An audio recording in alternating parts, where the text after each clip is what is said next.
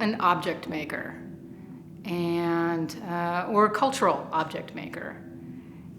And I use history, culture,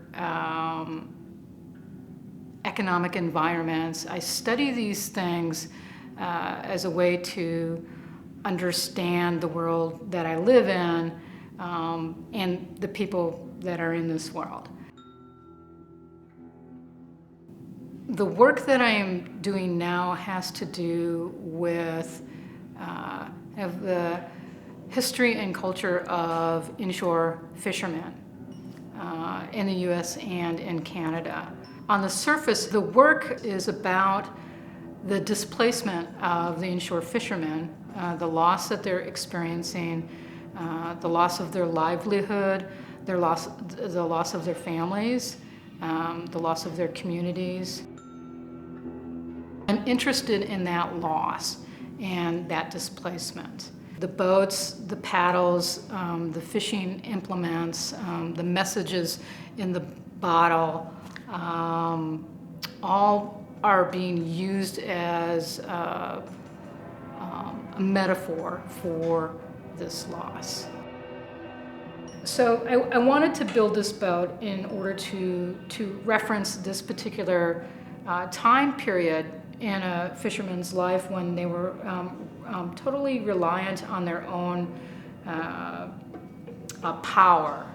The boat is broken in half as a way to reference the brokenness of the fishing industry, particularly in Canadian waters.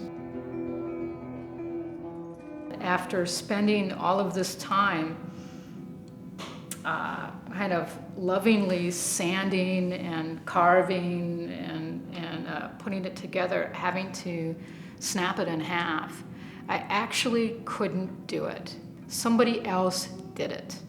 I gave up that control and let somebody else break it. In a way, that was really good because it was just a kind of another level of me being able to sort of channel the fishermen and that experience of loss. One of the projects that I am currently working on is fabricating a disappearing fishing community.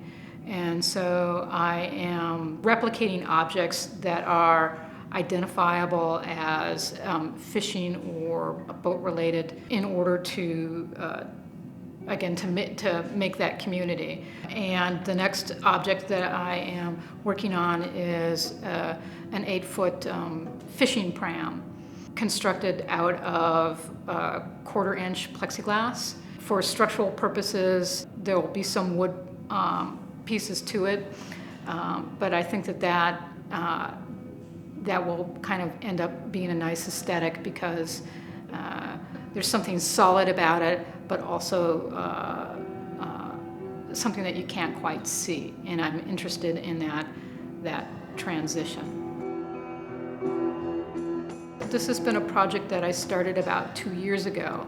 And I don't know how long it will take to work through the ideas that I have kind of exploding in my head about it. I think there's a lot to say about it. I wanted to kind of channel the experience of an inshore fisherman.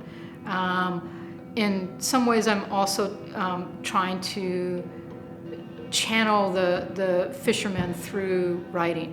What would a sailor, what would a fisherman who is out at sea for 6 months write to his loved ones at home? And so I hope to incorporate some of that into the larger sculptural narrative in some way.